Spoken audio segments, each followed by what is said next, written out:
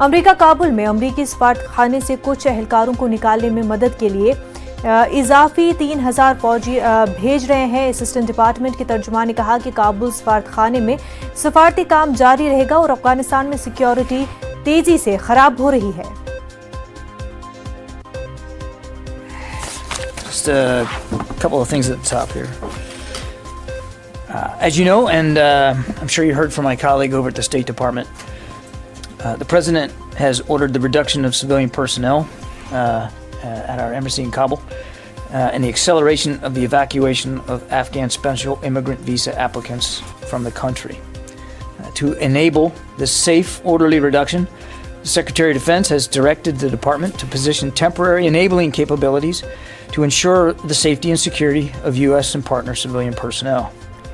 Qatar के दारुल हुकूमत दोहा में अफगानिस्तान के हवाले से अक़वाम मुत्तहिदा, अमरीका, चीन, रूस और पाकिस्तान, हिंदुस्तान समेत दीगर ममालिक के दरमियान मुज़ाकरात हुए। इस मीटिंग के बाद बयान जारी किया गया जिसमें कहा गया कि फौजी ताकत से अफगानिस्तान में बनने वाली किसी भी हुकूमत को तस्लीम नहीं किया जाएगा। वहीं तमाम ममालिक ने जारी तशद्दुद, शहरी हलाकतों, इंसानी हक़ों की खिलाफ वर्जियों पर गहरे तशवीश का इजहार किया है। इजलास में शामिल तमाम ममालिक ने इस बात पर इत्तेफाक किया है कि अमन के क़याम में तेजी लाने की जरूरत है। तमाम ममालिक ने सूबों के दारुल हुकूमतों और दीगर शहरों पर हमले और तशद्दुद को फौरी तौर पर रोकने के लिए कहा। वाज़ेह हो कि इजलास एक ऐसे वक्त में हुआ है जब अफगानिस्तान में हालात मुसलसल खराब हो रहे हैं और खासकर अमरीका और नेटो अफवाज के इनखला के बाद हालात में तेजी से तब्दीली आ गई है।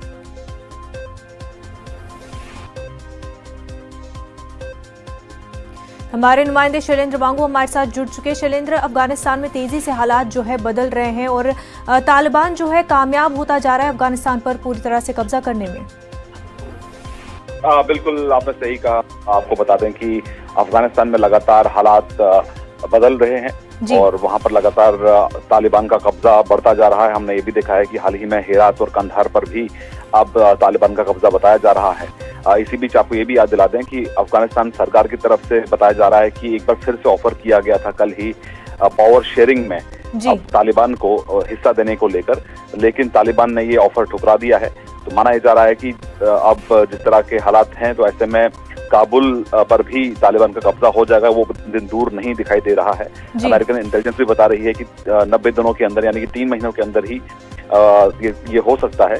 वहीं साथ ही जिस तरह के कदम उठाए जा रहे हैं अमेरिका की तरफ से, यूके की तरफ से, तो ऐसा लग रहा है कि काबुल में भी अब हालात जल्दी से जल्द बिगड़ रहे हैं। वहीं इसी बीच कल जो दोहा में मीटिंग खत्म हुई थी जिसमें भारत ने भी शिरकत की थी, उसमें ये बयान सामने आया है कि जो भी मेंबर कंट्री जिन्होंने इस बैठक में शिरकत की है उन देशों ने साफ किया है कि अगर जबरन और फोर्स के बल पर और वायलेंस के बल पर अगर वहां पर सरकार बनती है तो इनमें से कोई भी देश उसमें उस सरकार को रिकॉग्नाइज नहीं करेगा, रिकॉग्निशन नहीं देगा, जिसमें भारत और चीन भी शामिल है और अमेरिका भी शामिल है।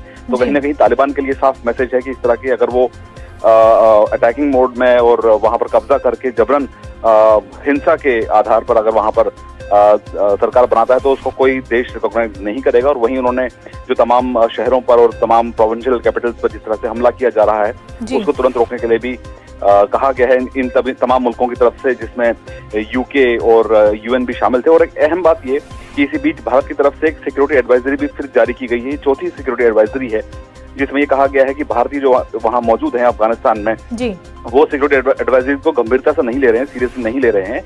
और हाल ही में 3 भारतीय इंजीनियर्स को एयर रेस्क्यू कराना पड़ा जो एक बांध पर काम कर रहे थे और वो इलाका इस वक्त अफगानिस्तान के कब्जे में नहीं बल्कि तालिबान के कब्जे में है।